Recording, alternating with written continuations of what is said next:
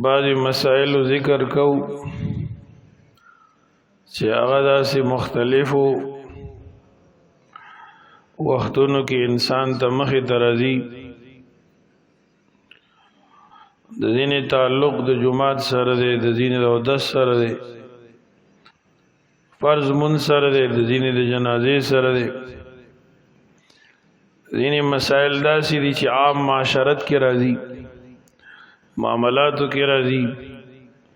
تجارت وغیرہ کې راځي.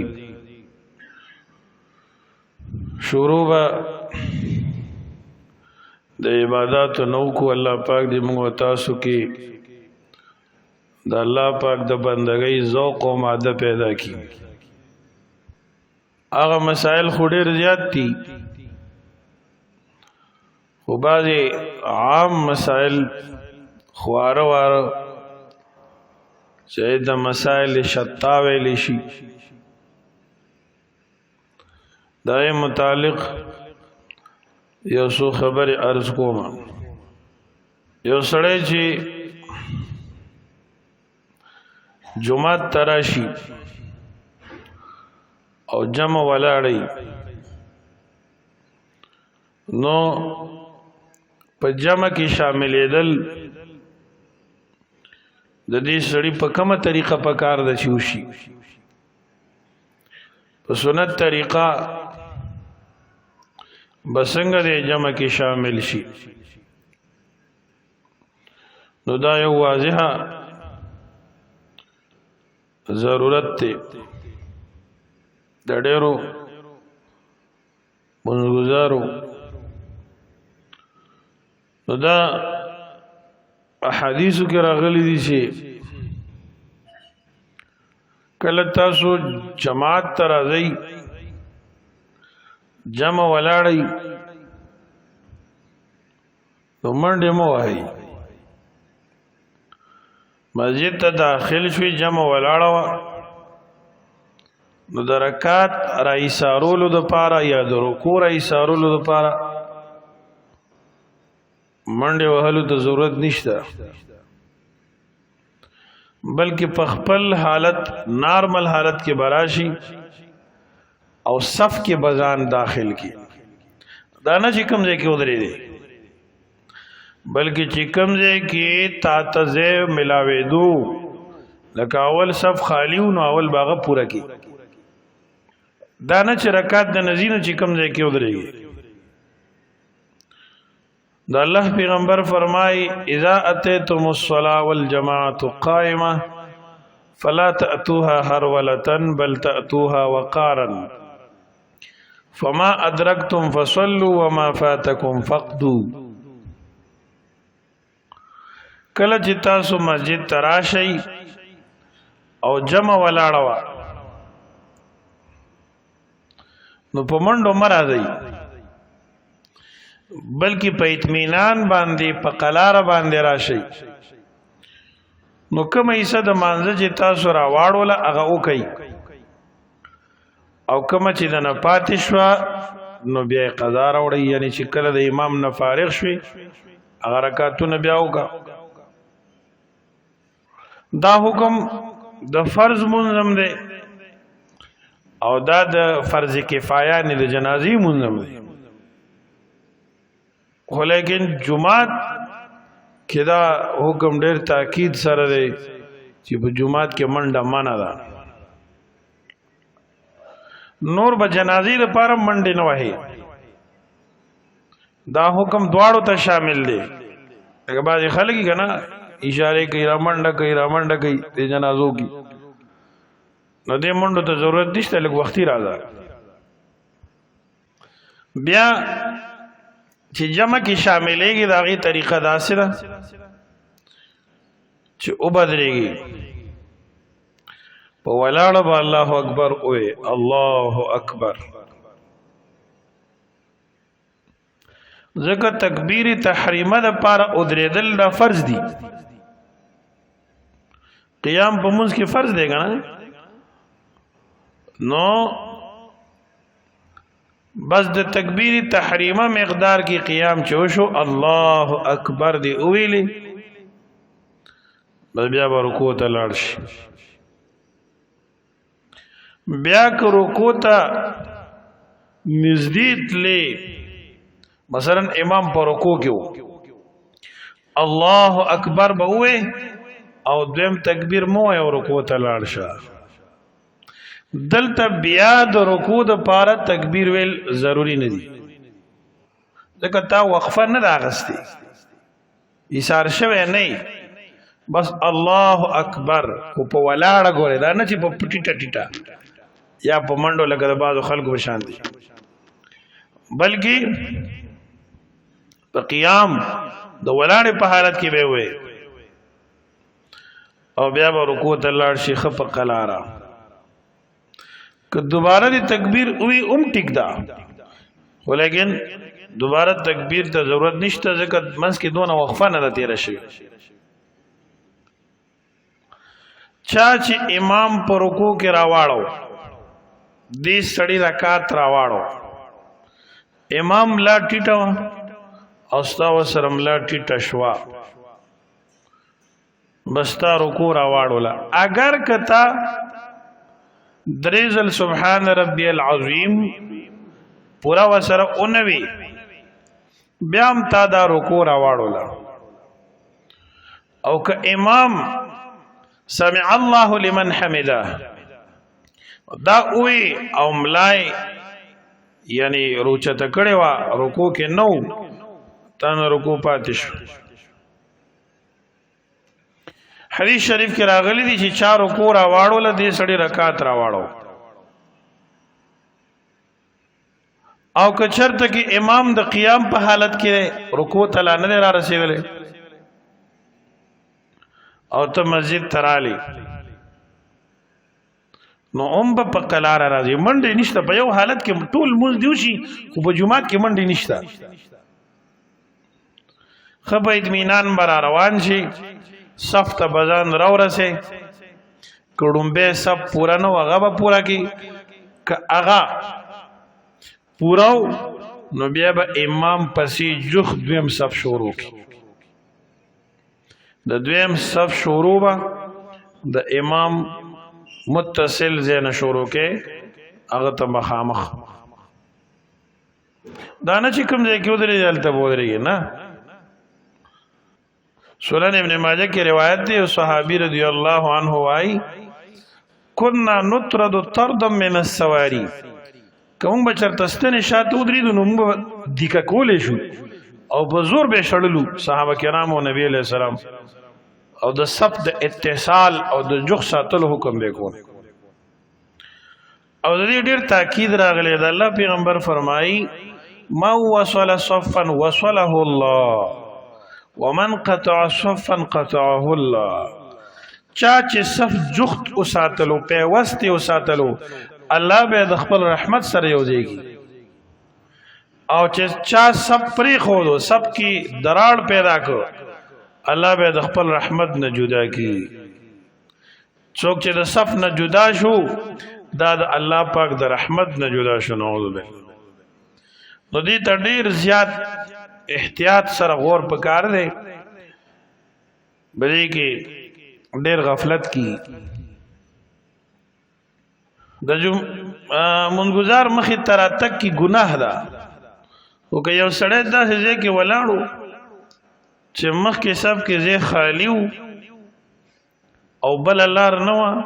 نو فقها وایي د دې منګزار مخې ته لاړ شه او د مخکې صف پوره کا، ته به دې نه ګناهګار. دغه مسله ده چې کله امام د رکوع نه علاوه د قیام په حالت کې وي، منځ جهري دی، یعنی د ماښام سحر یا ماسخوتن منځ دی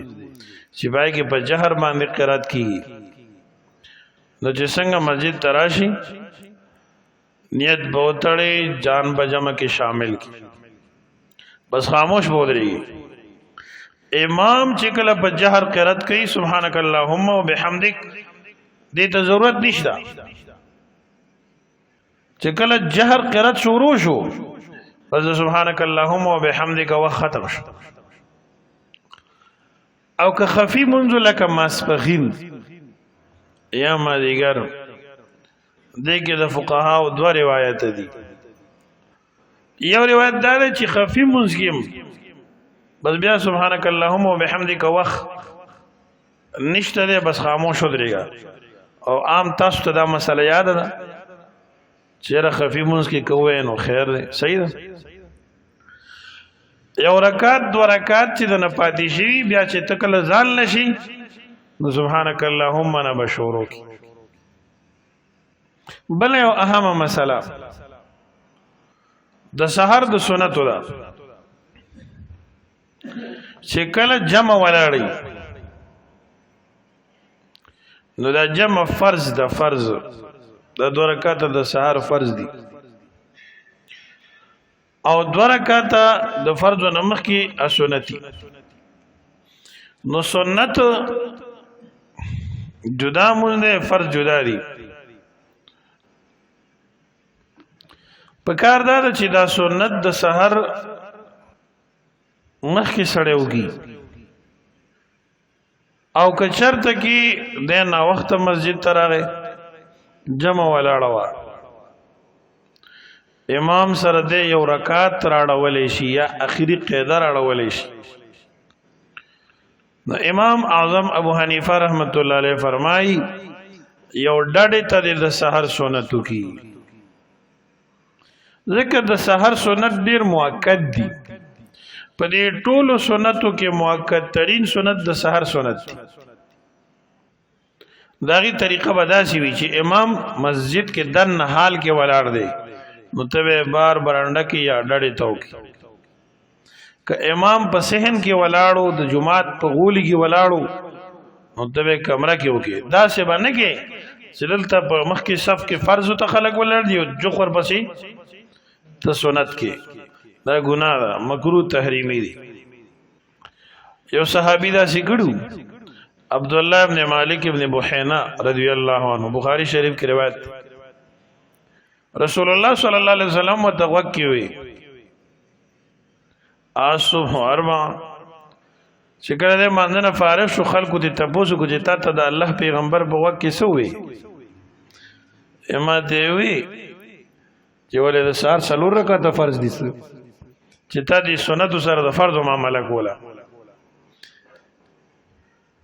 حدیث پاک کې راغلی اذا اقیمت الصلاة فلا صلاة الا المکتوبه، کله چې فرض مونږ ودرېږي نو بل مونږ نشته سیوا د فرض مونږ. نو چې دلته فرض ولاړی او اکثر مسلمانان په فرضو کې ولاړی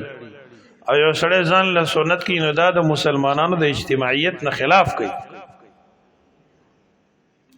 نو د دین د بچ کېدو لپاره فقها وایي چې یو ډډې ته وکړه، ځکه چې د دین په 2 طریقو ته بچ کېدی شي، یا خدا چې یو ډډې ته وکړي یا د جماعت نه بهر یو کې کور کې یا کور کې چې دیني کړي مسجد ته راغلی یو ستنې شاته وکړي. او دویمه طریقه دا چې د سحر سنت بیخي پاتې شي وی نه کې. نو فقها وایي چې مکمل طور یې مه پرېږده، ځکه چې حدیث کې راغلی دي د الله پیغمبر فرمایي لا تدعوهما، مه پرېږدئ سنت د سحر اگر که تاسو د اصولو د خپو لاندې یو، ولو ترددکم الخیل، اگر که چرته تاسو د اصولو د خپو لاندې شئ.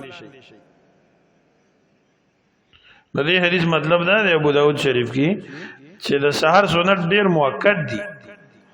رکعتان قبل الفجر خیر من الدنيا وما فيها، 2 رکعات د سحر سنت دنیا ما فيها نه غوړه دي. بعض خلک وایي چې حدیث کې راغلي دي اذا اقیمت الصلاة فلا صلاة الا المکتوبه، چې مونږ درېدو نو سیوا د فرض مون نه بل مون نشته، لهدا د سحر سنت مکه و چې نیت دی د فرض صحیح کو چې تړلې امام بس د سحر سنت د نه قضا شو، دا صحیح نه ده. امام ابو جعفر طحاوی رحمت الله علیه شرح معانی الاثار کې د عبد الله بن مسعود رضی الله عنه حدیث راوړی. اچھا عمل مکړو مسجد ته تشریف راوړو نو د سحر جمع ولاړه وا،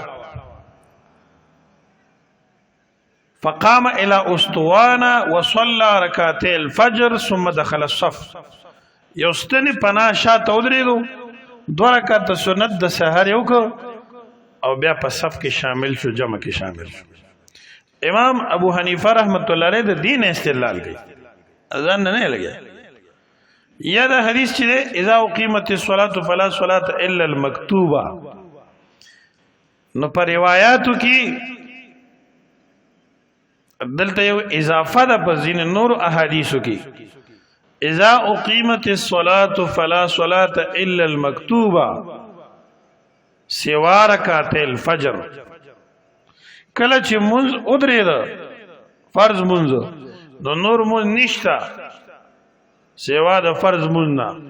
البته 2 رکعت سنت د سحر ته مستثنا دي. محدث الاثر مولانا محمد یوسف صاحب بنوری رحمت الله علیه معارف السنن کی دا اضافه ذکر کړی. مولانا سرفراز خان صفدر سے رحمه الله خزائن السنن شرح ترمذی کی دا ذکر کړی. نو روایتو کې دا اضافه راغلی او د محدثینو په اصول برابر ده، ځکه قاعده په اصول حدیث کې دا ده زیادت الثقه مقبوله. ثقه محدث چې اضافه او کې په حدیث کې نو دا مقبول ده. دا حافظ ابن حجر رحمت الله علیه نخبه کې لیکلی دي، حافظ ابن صلاح مقدمه د ابن صلاح کې او نور محدثین هم داسې لیکلي. نو خبره داسې ده چې د سحر سنتو کې داسې کولاو چوټي نشته لکه دا باسې سرسری خلک چې وایي بس جمع ولاړ او سنت پاتې نه، بلکې د سحر سنت بکې خو په دې طریقه به کې داسې نه چې دلته فرض ولاړ دي لکه تاسو چې کوئ اره میاش بوته دا مسله تازه کې کہ تازه نه کی بیا تیری. الله پاک دې زموږ استاسو په حال باندې رحم وکړي. او دا ډېر لوی کوتاهی ده، بیا په صف کې داخليږي، صف کې بودريږي، منځ کې جمع راغلي. ماشاءالله ډېر غټه خبر ده، الله پاک دې قبول کړي، ډېر لوی خیر دی. صحیح ده، ولیکن اوس په طریقه باندې وکړه، اوس په مینه او شوق او محبت سره وکړه، ځان دې مخلاصو. دا فرایض دي زموږ د دین سره، دا بندگی دا عادت نه دی، رواج نه دی. داس یو حدیث کې راغلی چې سحر څوک جمعه ترش د جمع نه مخکې وختي مسجد ترش او سنتو کې د سحر او قبلی ته مخامخ کینی، ذکر اذکار تسبیحات کوي یا اسی ناستی خاموش، پدې خلکو باندې یو خاص نور نازلېږي چې په بل ټیم کې هغه نه نازلېږي. دا د سحر پر اول صف کې مزګزار چې کوم ناستی په دې نازلېږي، بل ځای کې نه نازلېږي، بل وخت کې نه نازلېږي. د دې نور د نزول برکت ده چې دې سړي باندې دماغي ټینشن نه راځي او دا شانتي نوري دنیوي دیني فائدې بګي. دې ته خاص توجه وکړ ده. کچرته کې اخیری قاعده نشه راړولې یا یو رکعت نشه راړولې، د سحر سنت د نه پاتې شو، چې پاتې شو نو د سنت قضا نشته دی، د سنت قضا نشته دی. البته د امام محمد رحمت الله علیه رائے دا چې کنور راوخته په دغه ورځ باندې او ته کې نو ثواب پکې دی، اجر پکې دی، لازم نه ده. فقها وایي چې سنت د دې قضا وړل سنت دي او د مستحب قضا وړل مستحب دي، د واجب قضا وړل واجب دي، د فرض قضا وړل فرض دي. او دا ډېر ښکلې خبره. کوم د عمل جانب چې وي د کولو کار چې وي هغه اختیارول پکاري نقصان بګی نشته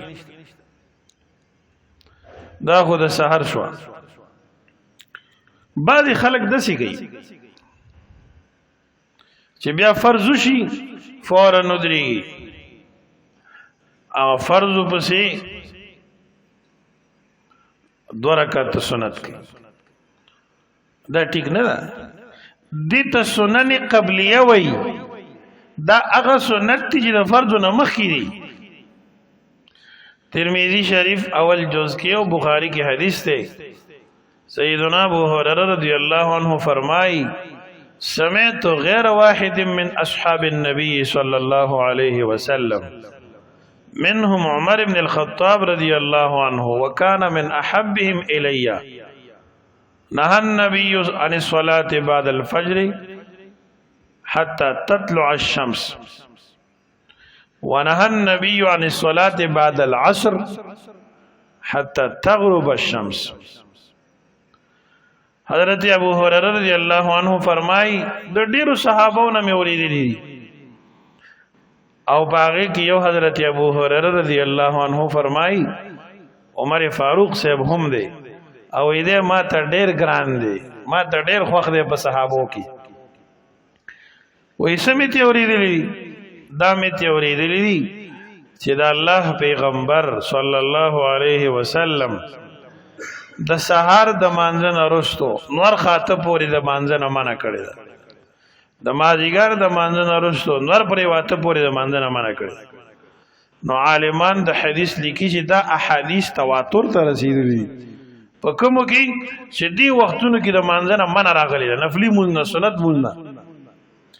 نو لہذا دا عمل د دې صحیح حدیث نه خلاف دی ادا چې روایت خلق پیش کړي یو ځل د الله پیغمبر صلی الله علیه وسلم چې د سحر مانځنه فارغ شو یو کس یو صحابي رضی الله عنه ودرېدو او 2 رکعات مونږ وکړو نبی پاک صلی الله علیه وسلم ته تاسو کو چې دا تا کوم مونږ کو نو هغه صحابي رضی الله عنه وته عرض کو چې دا خو 2 رکعات سنت چې مان پاتې شیو نو ومکه نو پیغمبر علیہ السلام خاموش شو دا حدیث ضعیف دی ترمذی کې راغلی او پسې هم دقه کرخه کې وته ضعیف ویلي نو خبردار دوستانو چې دا از د کول ضروری دي دا خو د جمع منځ ولاړو یا قیام حالت یا د رکوع حالت او منځ گزار راوي دا دغه ضروری احکام کله چې رکعت تی وشي یا 2 رکعات تی وشي یا 3 رکعات وشي او یو سړی مسجد ته راشي نو دی مقتدی ته مسبوق وي دی منځ گزار ته سوي کم سړی نه چې د مانځه صحیح حساب فوت شي او بیا د جمع سره شامل شي جمع کې ودرېږي د ته مسبوق وي د هم احکام دي یو دا چې کچرته کې دا سړی چې چا نه رکعتونه مخکې پاتې شوي د کوم امام پسې چې دی ولاړ دی او د امام نه په منځ کې سهو وشوا او دغه امام صاحب سجده سهو کوله نو سجده سهو کې خو سلام سرخولېږي اول یو طرف ته سلام او جار باسلې شي او بیا امام سجدي د لاړ شي یا منځګزار سجدي د لاړ شي نو دا سلام سرخول او سلام جار باسل دی کې مخ د قبلې نه وړي سینم د قبلې نه وړي کړي خیال کړي کم سړی نه چې ابتدایي رکعتونه پاتې شوي یعنی مسبوق وي دی به د امام په اقتدا کې د امام د تابعدارۍ د وجه نه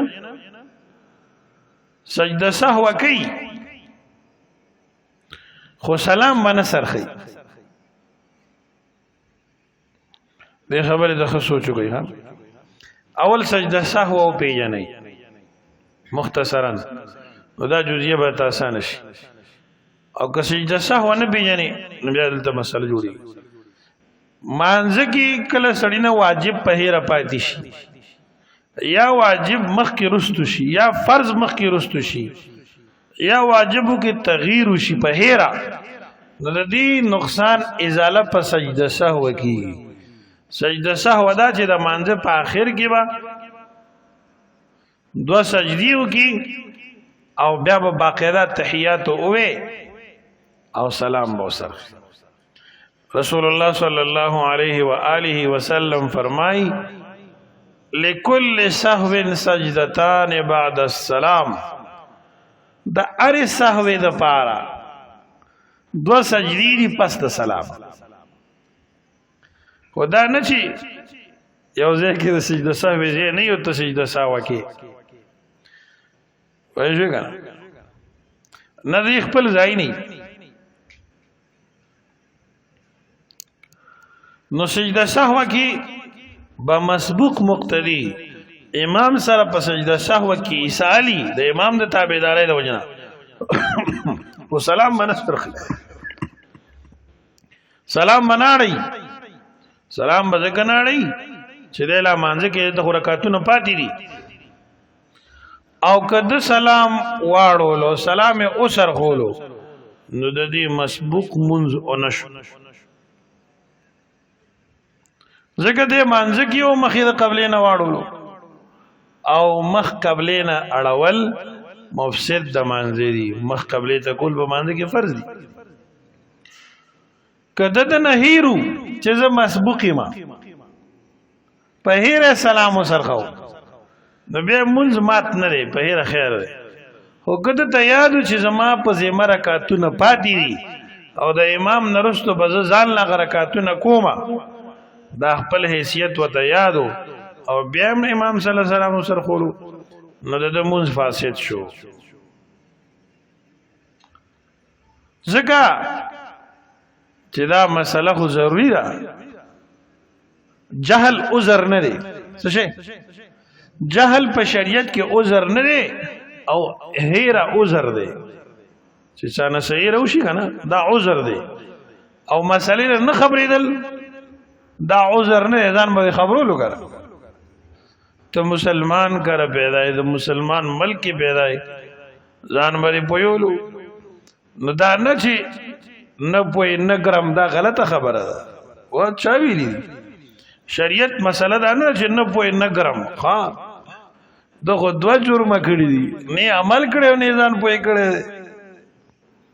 د خلکو ځان لا جیبا جیبا خبرې راشي کنه عمدہ سے برید تا وای صحیح خو چې مسله د دین د قربانۍ یا د تقاضی خبر راشي یره مونږ وړاندې چرګانی څه ته انسان کې چرګي مونږ وړاندې چرګانی دا برید ته ولې ساتي دي د چرګانو برید دي دو ته چې څونه روټه خوري چرګان نو نه خوري زه ته څه نه کوم چرګ نسوار ناسي صحیح چاته zarar نه رسي دا چې انسان کم رسي ته چرګ کې انسان یې موږ نه چرګانیو وایي ساتي دا غلطي خبرې دي شریعت کې نه چلی بل یو خبره دا کوي چې نه پوي نه ګرم ها نه پوي خ ګرم دا د څه دي څه نه پوي خ ګرم زګه ځان باندې پویولو کړه نه دي ځان په دین پوي کړه دی نه دي په دین عمل شته دا نه ګرم توله لا ګل لګي زما عزت مندو ځان پویول پکاري او په تپوس هم سړی پويږي چې سړی د کومه مسله راشي ځان پوي کی سړی او دې سره دا مسله ته یاد پاتې شي په وخت کې چې بیا داغه ضرورت شي د ذهن کې وي کتاب سره ضروري आवाज نه ده که کتاب ولا هډه خپل خبره ده چې عالم سره کېنه او کتاب ته شروع کی دا هډه رغټه خبره او چې سړی په دې شریر جو ګنټو کې یو ګنټه یا نیمه ګنټه ورکی د قران پاک درس کې کینی یا د حدیث او د فقه درس کې کینی دنه یو خو با خبر مسلمان جوړیږي بل سوکال الله پاک دې موږ تاسو پوهه کی الله کریم دې موږ تاسو ټول اصلاح وکي واخر دعوانا الحمد لله رب العالمين